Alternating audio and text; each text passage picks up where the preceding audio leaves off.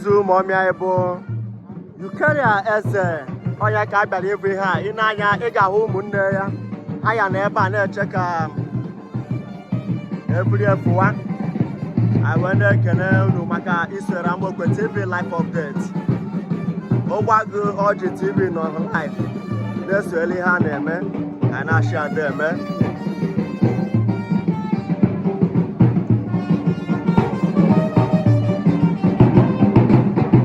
Unu ga-ahụ aja ma ọ nọ live and direct.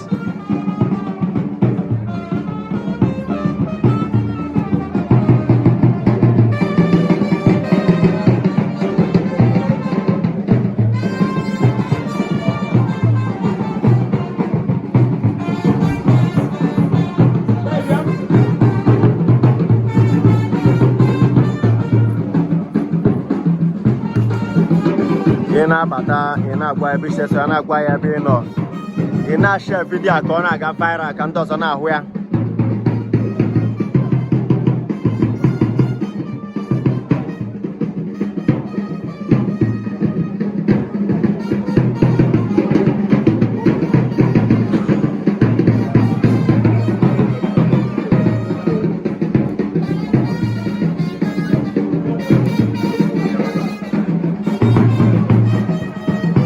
Unu ga-ahụ nnukwu ada ya nwaanyị bụ eze ọbịa ọ nọ live and direct na Kamsaham Mortuary ga-ebulu nnukwu ma ọ mee ya jewezie ọ dịghọ izi a na-asị aka sie.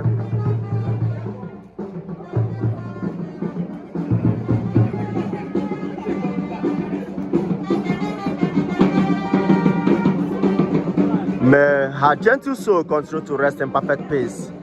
Mrs. Keria Eze oye ụmụ Ochigbo na-agị a na-anị ya n'ụgbọ agị.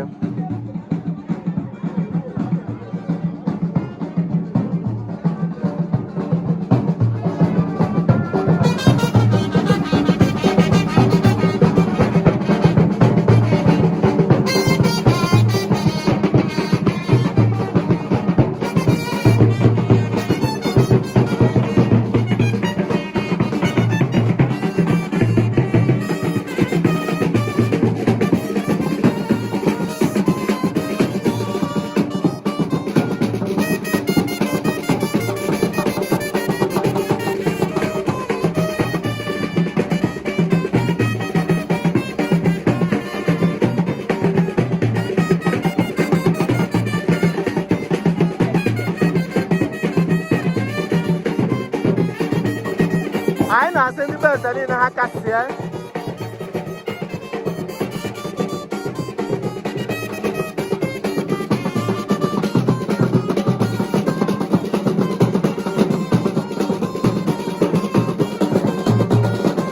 Nnukwu nwaanyị bụ Mrs. Eukeria Eze ndị Solid Star Club nọkwa ebe a live. Ọ mama Obi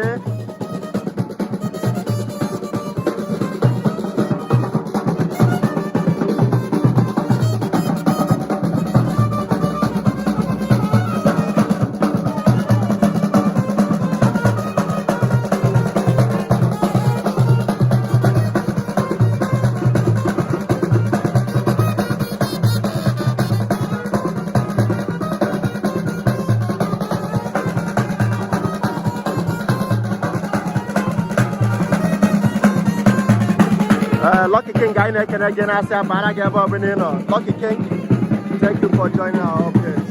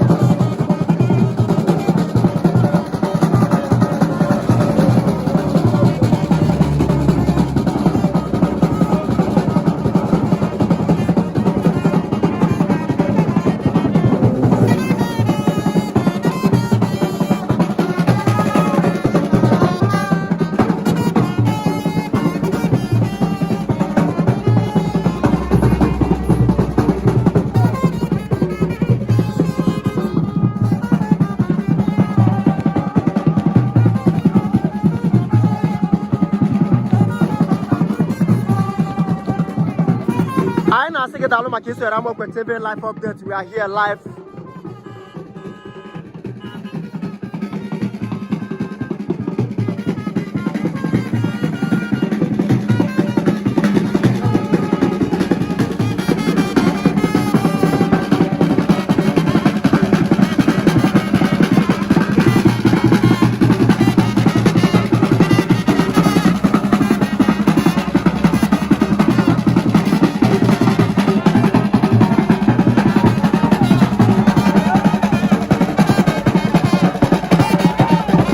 May her soul continue to rest in peace.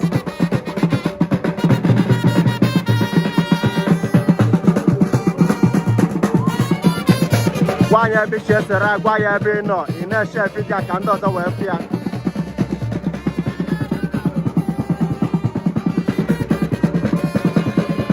Oh, why are you weird? So well, Malin.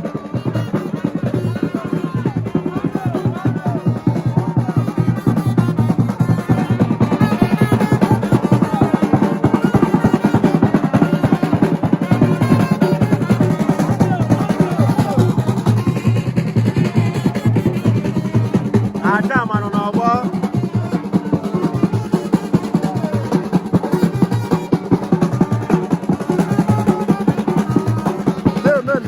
Amen. I now say, may her gentle soul continue to rest in perfect peace. Look, mommy,